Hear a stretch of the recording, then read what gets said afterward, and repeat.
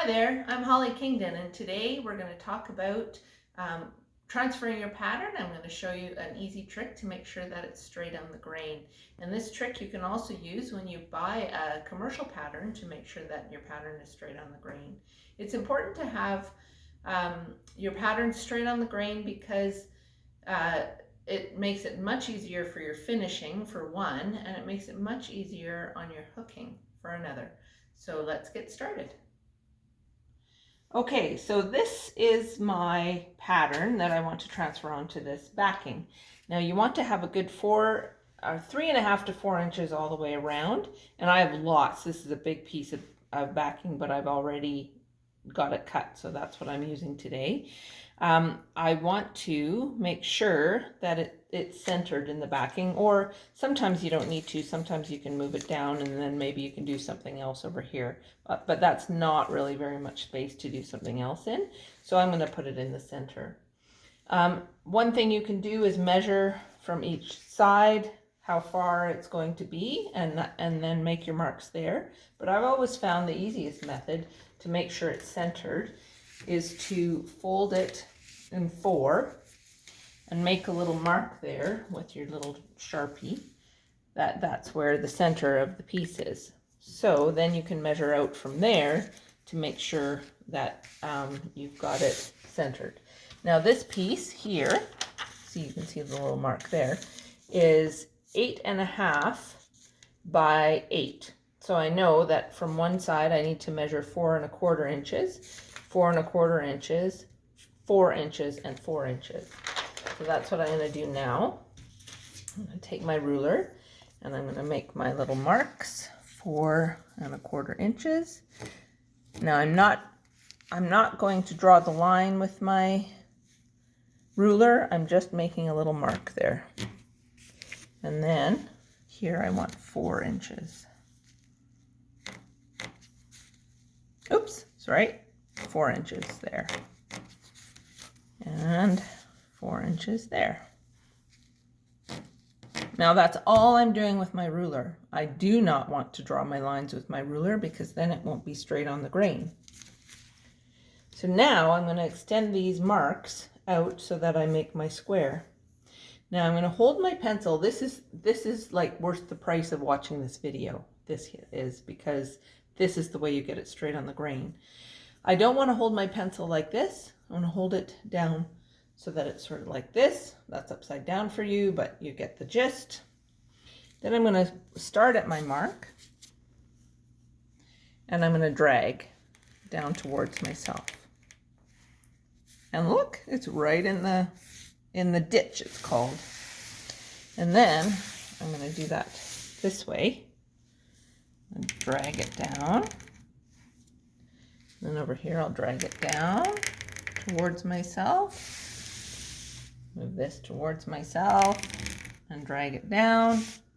And I've got another mark over here. Now I'm just putting a little bit of pressure on there. I don't want to press it so hard that I'm going to break my pencil. I've seen that happen a lot in my beginners classes. You just want to put just a little pressure so that it doesn't jump out of that ditch. And now you've got your square, and you can take your Sharpie and you can darken it. Now I've got a tablecloth on here that doesn't matter if the marker goes through, but if you're worried about the marker going through, make sure you put some paper or something underneath it. And then again, now with my Sharpie, see it did jump a little bit, but I can just go back and fix that.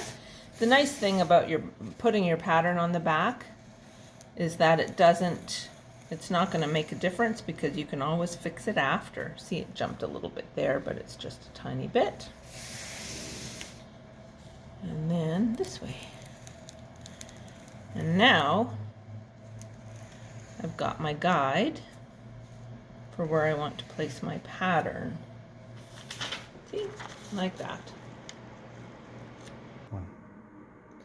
So this is my pattern again. Now I just wanted to show you that I've already done these lines here, and it's the same method that we've just gone over.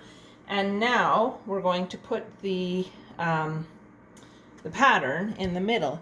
Now, any straight line that is in your pattern, I would use that same method that I've just shown you. That's how I drew all of these lines. This one got a little messy, but it's still the same method. And when you're hooking, you can compensate for anything that's messy, because you're not going to see your pattern over your underneath your hooking anyway.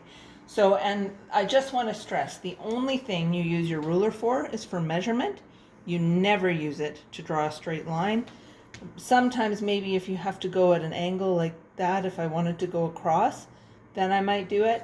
That is the only reason. Anything that you want straight on the grain, that you want straight in the square, you are always only using your measuring tape or your ruler or whatever it is for measurement, and never for drawing.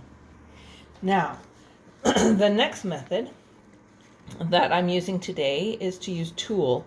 You can use red dot or any sort of thin interfacing as well to trace your pattern. I've also been known to put my pattern on paper and hang it on the window, and use it like a light table as well, where it's shining underneath to trace it. But this method today is one of the easiest. So I like to use Tulle. I've gone ahead and I've traced this pattern, only the inside pattern, because again, the outside pattern is all square. So I've traced the inside pattern, and I'm going to just line it up inside there. And actually, probably what I'll do is, after I get all the figures on there, I probably will go back and drag that inside line as well. So then you want to make sure that you are pinning it down so it doesn't move.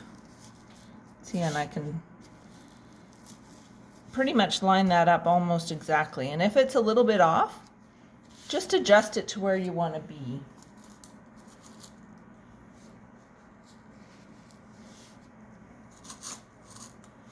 There you go. So it's all pinned down now. And then I'm just going to take my Sharpie and I'm going to trace.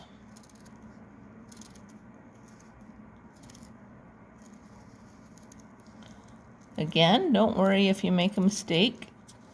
You can always fix it in your hooking afterwards.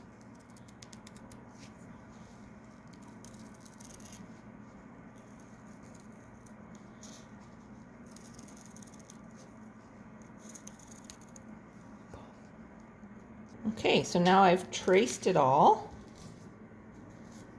I'm going to pull it off, and there's my pattern. And I can go back then and I can darken the lines so that I can be sure to see them better. But that is a finished pattern. Well, almost. I have to go back and draw those middle lines, but that will only take a minute. And one thing I want to mention, with the tool that you're using, Tulle is what goes underneath your skirts and stuff, or oftentimes used at weddings for decorations. Make sure it's a good stiff tool, that it's not going to stretch too much, but it always has a stretch, but sometimes you can get stuff that's really, really soft and stretches too much, and it makes it very very difficult to work with. So, but anyway, generally there is your pattern ready